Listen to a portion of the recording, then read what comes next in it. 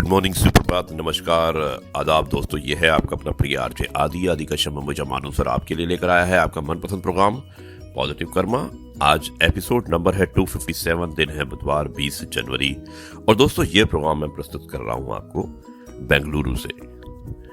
कहा जाता है कि अच्छी नींद, गहरी नींद, बिस्तर पर लेटने के पश्चात तुरंत ही नींद का आना अच्छे स्वास्थ्य की निशानी होती है। जो लोग नींद के लिए संघर्ष कर रहे होते हैं उनके व्यक्तिगत रोग प्रतिरोधक क्षमता भी कम हो जाती है। अच्छी नींद के लिए आवश्यक है कि तनाव पूर्ण जीवन शैली के स्थान पर तनाव रहित रहना चाहिए। अनावश्यक चिंताओं से दूर रहना हमारी प्राथमिकता व अनवरत चेष्टा होनी चाहिए।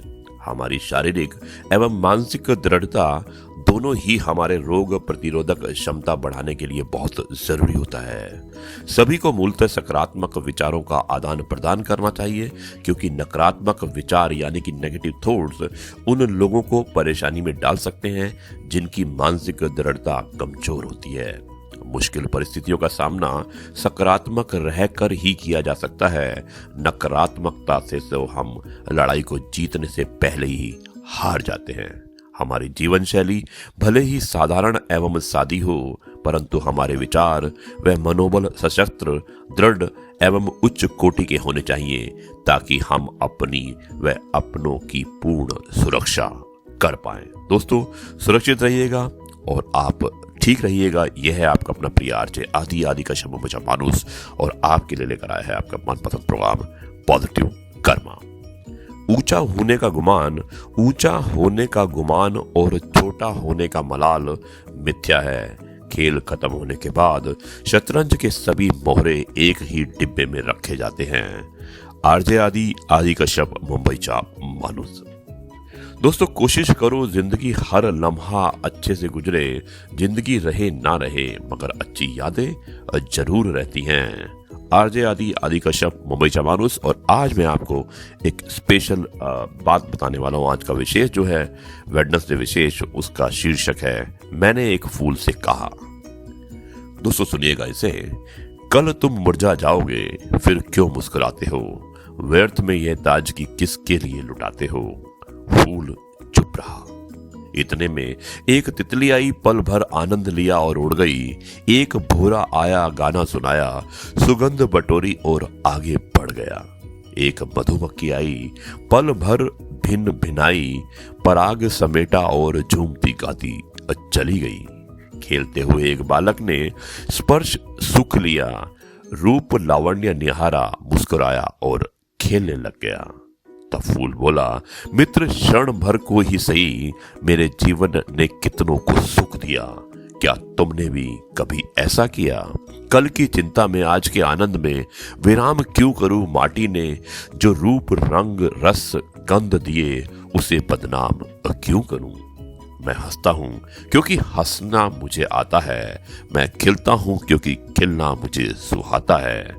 मैं मुरझा गया तो क्या कल फिर एक नया फूल खिलेगा? मैं मुरझा गया तो क्या कल फिर एक नया फूल खिलेगा? ना कभी मुस्कान रुकी है, नहीं सुगंध। जीवन तो एक सिलसिला है, इसी तरह चलेगा। और दोस्तों अंत में जो आपको मिला है उसमें खुश रहिए। और प्रभु का शुक्रिया कीजिए, क्योंकि आप जो जीवन जी रहे हैं वो जीवन कई लोगों ने देखा तक नहीं है। मुस्कुराते रहिए और सभी को खुश रखिए। आरजे आदि कश्यप, मुंबई चा मानूस। विरासत में सिर्फ गद्दी मिलती है, बुद्धि नहीं। दोस्तों मैं मिलता हूं एक छोटे से ब्रेक के बाद में, और उसके बाद मैं सुनाऊंगा आरजे आदि विशेष में कुछ अलग हो जाए, और जिसके अंतर्गत हमारा बेताल 25वीं का जो सीरियल चल रहा है, जो एपिसोड नंबर है वो है 16। और मिलता हूं एक छोटे से ब्रेक के बाद।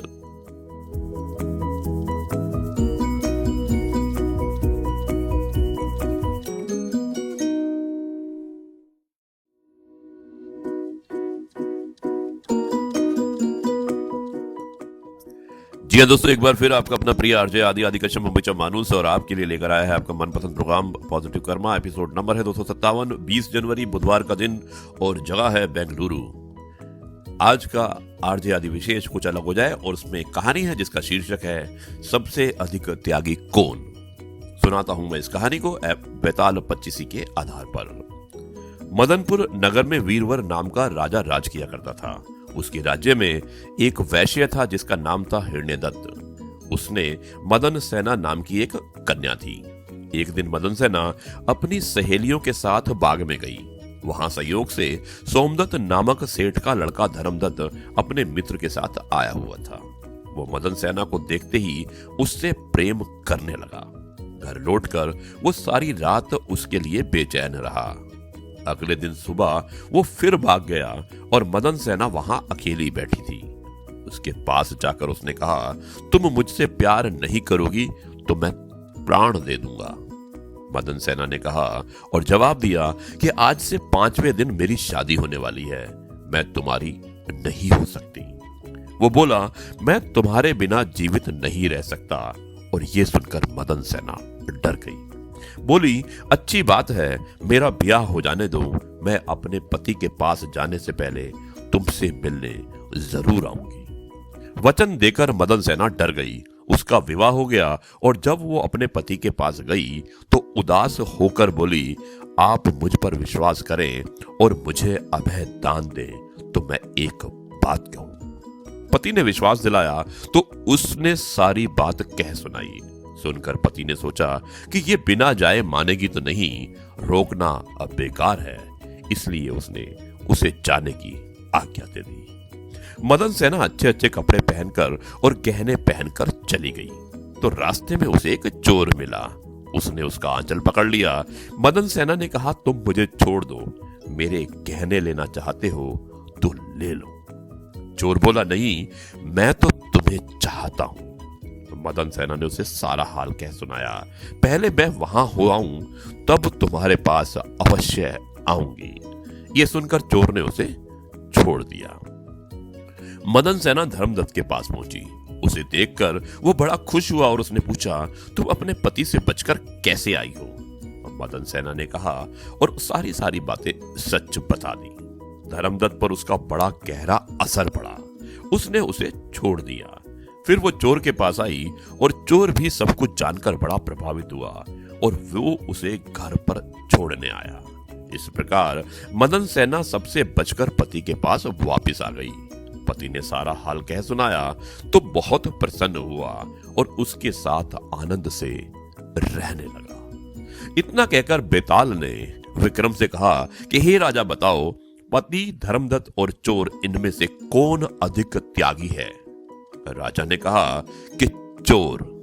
मदन सेना का पति तो उसे दूसरे आदमी पर रुझान होने के त्याग देता है। धर्मदत्त उसे इसलिए छोड़ता है कि उसका मन बदल गया था। फिर उसे यह डर भी था कि कहीं उसका पति उसे राजा से कहकर दंड ना दिलवा दे। लेकिन चोर का किसी को पता नहीं था। फिर भी उसने उसे छोड़ दिया, इसलिए वो उन दोनों से अधिक त्यागी था। और राजा का ये जवाब सुनकर बेताल फिर दोबारा से पेड़ पर जाकर लटक गया और राजा उसे लेकर चला तो उसने सुनाई एक और कहानी। और वो कहानी क्या थी वो मैं सुनाऊंगा एपिसोड नंबर 258 में 21 जनवरी को वीरवार के दिन। और आपका आरजे आदि विशेष जो कार्यक्रम था वो यहीं पर समाप्त होता है। मैं आपसे कल फिर मुलाकात करूंगा एक नई कहानी, नए किस्से और नई बातों के साथ। तब तक के लिए मैं आपसे कहता हूं नमस्कार, जय हिंद, वंदे मातरम, भारत।